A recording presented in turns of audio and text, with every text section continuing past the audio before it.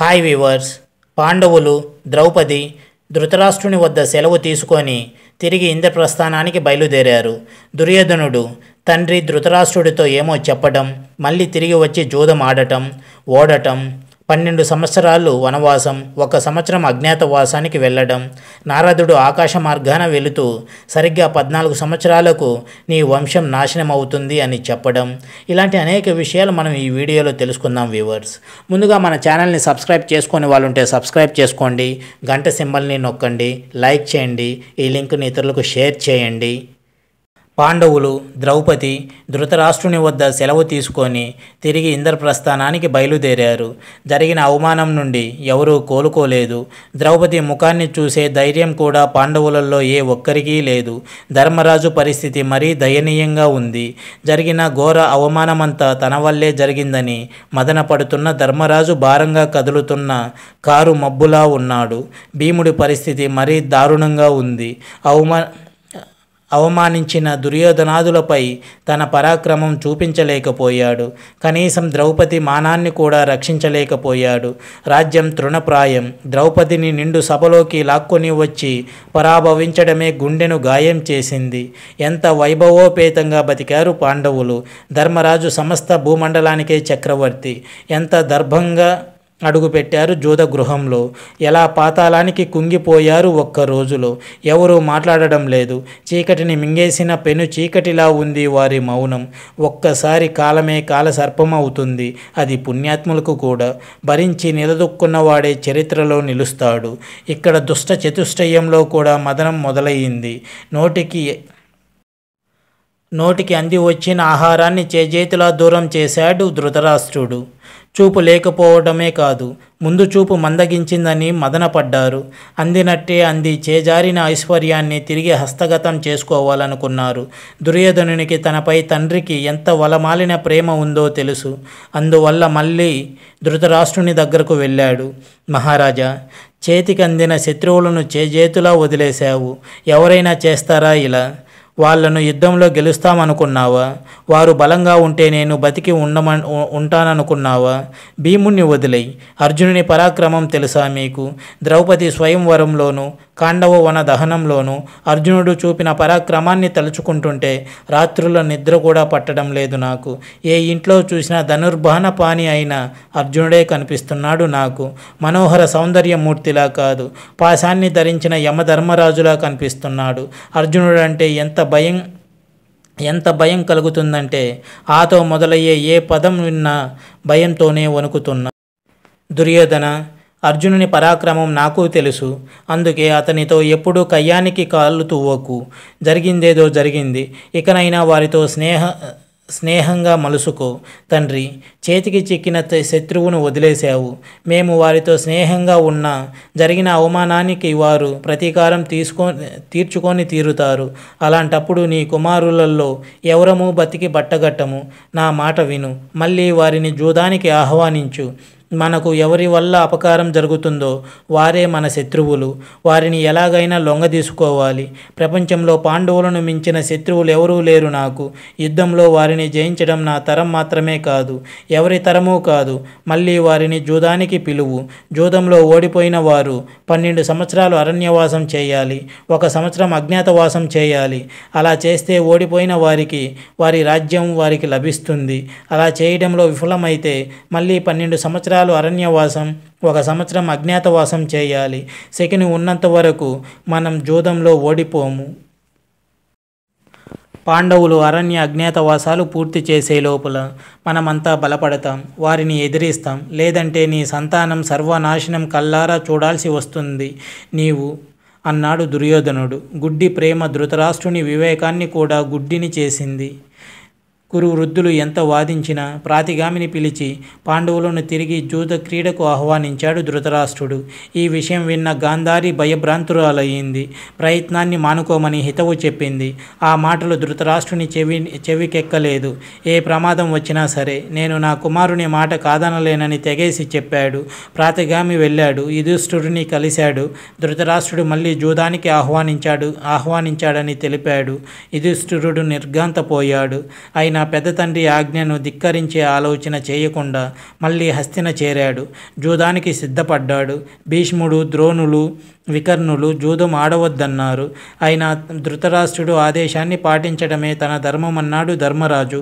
పూర్వం శ్రీరాముడు తండ్రి మాటను పాటించి అడవులకు వెళ్ళాడు. భీష్ముడు తండ్రి కోసం బ్రహ్మచర్య దీక్షను ఆజన్మాంతం పాటిస్తానని ప్రతిజ్ఞ చేశాడు. ఇప్పుడు ధర్మరాజు మాయావి అయిన పెద్ద తండ్రి ఆజ్ఞను పాటించడానికై తన సర్వస్వాన్ని వదులుకోవడానికి సిద్ధమయ్యాడు.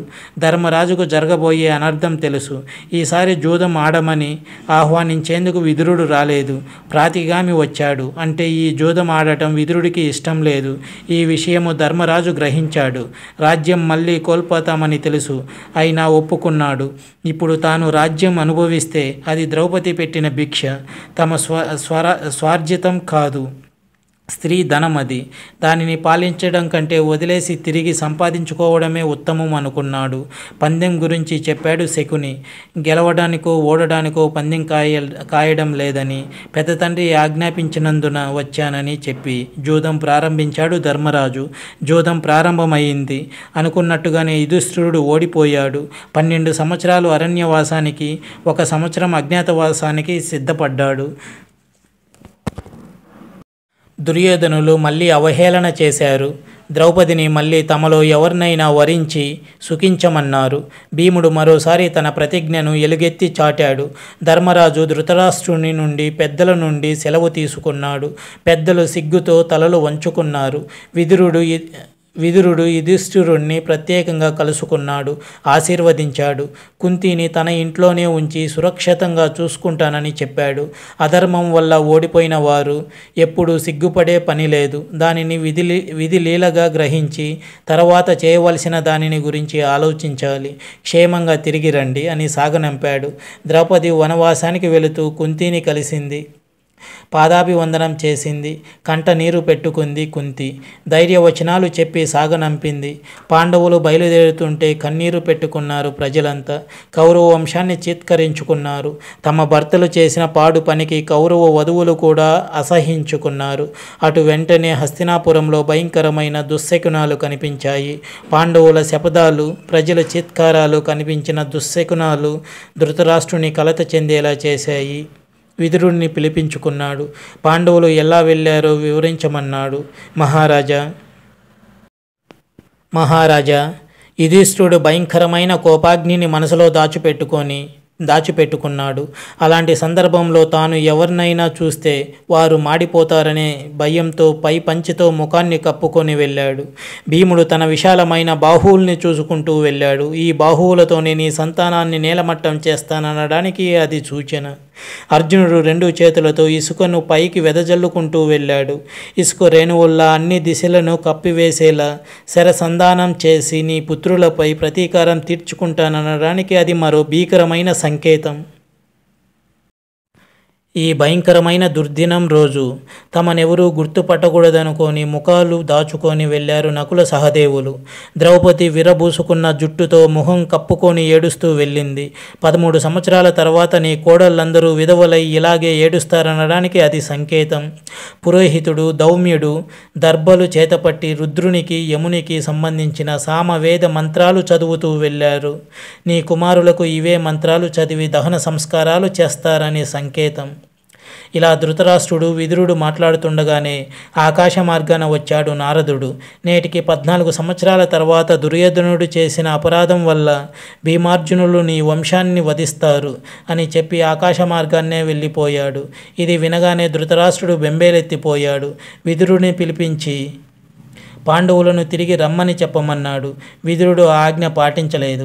ఇంతలో సంజయుడు వచ్చి ఆయన కూడా ధృతరాష్ట్రుని నిందించడం ప్రారంభించాడు. రాజా, కాలం ఎవరిని కర్రలతో తల పగలగొట్టదు, ఖడ్గంతో శిరచ్ఛేదము చెయ్యదు.